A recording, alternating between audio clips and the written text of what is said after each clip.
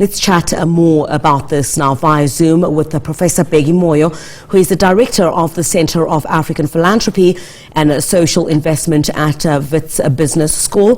Prof, a very good morning to you. Thanks indeed for joining us here on the program. So take us through what the Kisima African Giving Platform is all about and its relevance. Good morning to you and to your viewers. CAPSI, which is the Center on African Philanthropy and Social Investment, is actually based at the Wits Business School, and it was set up to close the gap that exists between the practice of philanthropy and its teaching. But however, the issue of Kisima came about as a result of what we saw as the impact of COVID-19 on different sectors of society, the economy, civil society, philanthropy, but also the entire population. And what we saw as the response was an amount of enormous giving and solidarity that citizens were giving back to each other. But we realized that more often these responses are not given a spotlight, and the spotlight is always given to those international actors that come after a few days or a few weeks after a pandemic has struck us. And so we wanted to showcase these stories of solidarity, these stories of giving, these stories of sharing. There's a bit of background. I'm not so sure whether they were calling me or somebody else. I do not think, Professor, it is on our part. Apologies if there's a bit of feedback in your ear. But of course, one of the core reasons for this conception is to highlight exactly what you said, a focus on Africans making a difference in their own communities. Why is it important, so important for us, to highlight those stories? Ubuntu is not anything new to us as Africans. Yeah, I mean, I was about to get to that when I heard so many voices, but the point that I was making is that we wanted to showcase this because development is actually based on our local values, on our local systems, on our local assets. There's no development that has ever taken place simply because somebody from outside wants to come and develop you. And so we wanted to showcase what currently exists, the assets that currently exist in the continent, but also how human beings treat each other, treat nature, and how we wanted that to be infused into the whole debate around the sustainable development goals, but also us eradicating issues of poverty, inequality, and other forms of exclusion. And so if you go to the site, you realize that we have collected several stories that are talking to issues of eradicating poverty, dealing with issues of discrimination, dealing with issues of humanitarian responses, among others. But that's not the only thing that we wanted to do. We wanted to make sure that those stories actually inspire others to also want to do the same. And if you read the quote from Mrs. Grasa Machel that says we don't need to be giving a lot of money. In fact, what I was trying to say in the beginning is that the spotlight is given to people who give so much money from outside. But that money really does not at times address the real needs of the people on the ground. Yet people who give on the ground, whether it's $1, it's a cent, or they give in kind, they are actually responding to issues that affect people and resonate with us on the ground. And so development has to start with us. And so you will see that on the site, we have tried to make the site as user-friendly as possible. We have tried to make sure that people can actually utilize their own language. They can collect the story in their own format. And they can also translate stories from one language to the other. I think we currently have about 13 languages on the site in which we can translate it. And we're hoping that this is going to help us to raise funding for causes that we are going to select in the next couple of months. And then thereafter, we are going to come back to the public and talk about the impact that giving does at a local level. CAPSI had also just recently hosted the inaugural Kisima quarterly dialogue. I think the theme there was impactful giving, the do's and don'ts. Give us a brief synopsis of what this dialogue entailed. So this is not the first dialogue on Kisima that we have held. So this is just one of those dialogues where we wanted to do a couple of launches.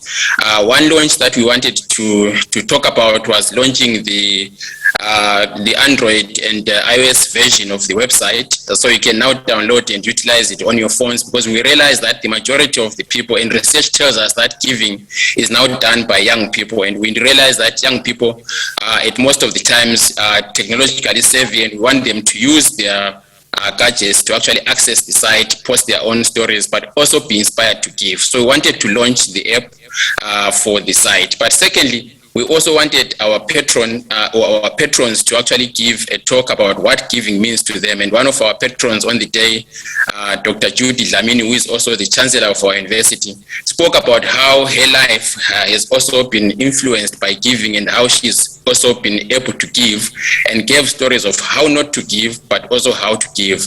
And so that was the second part around what we wanted to do with that. But thirdly, we wanted to showcase the stories that we have collected by writing, to bring them on site so that they can speak directly to the issues that we have collected from them. And so we had about 3 stories, one from Malawi, 2 from South Africa that we focused on. But all these stories...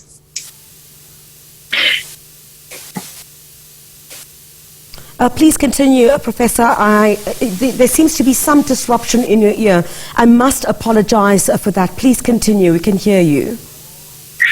Okay, great. So I was saying that all these stories are really meant to inspire others to do the same. And so we will be holding several of these dialogues in South Africa and in other parts of the continent, simply to inspire others to actually do the same. We believe strongly that philanthropy and other forms of social investment are important in gluing society together, but also in helping us move out of so many of our challenges around poverty and inequality.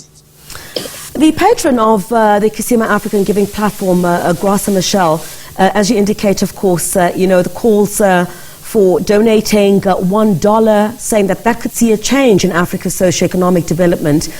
Talk to us a bit about how these funds will be dispersed. You did say that you will be looking at various initiatives that you'll be looking to contribute towards. How will this be different in looking at some of the most pressing needs, in particular in communities that need it most? Yeah, so what we decided to do was to also partner with several other organizations that are doing something similar across the continent. Instead of having, all these initiatives spread across the continent, we realized that actually there's no one single continental fund or initiative that is utilized to respond to times when there's a crisis.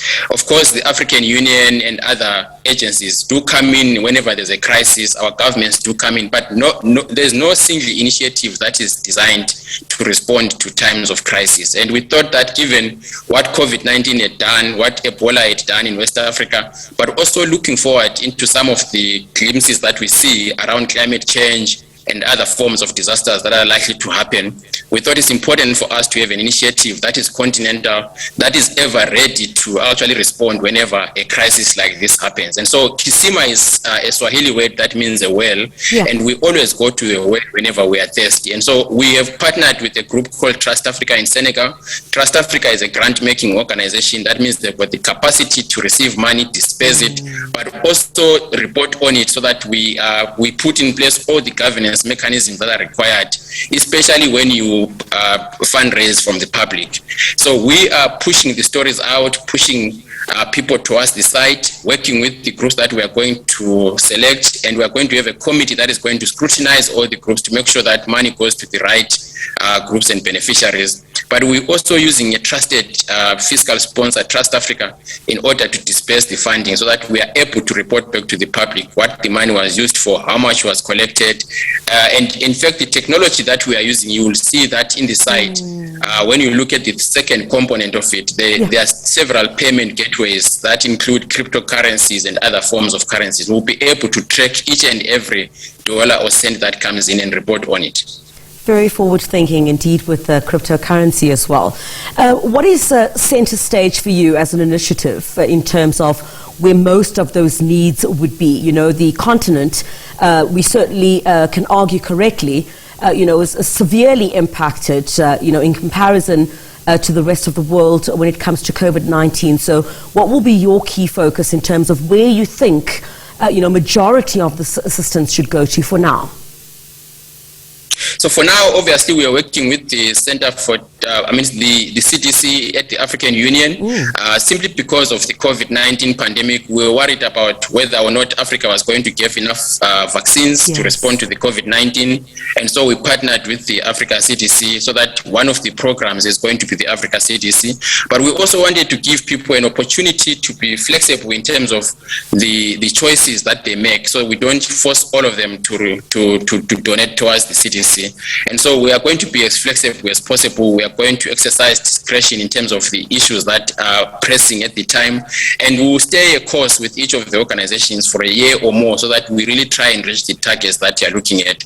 So most often, development is about what the people on the ground are saying and not what we are saying. So we are going to listen carefully to what people are saying and what their needs are and respond accordingly.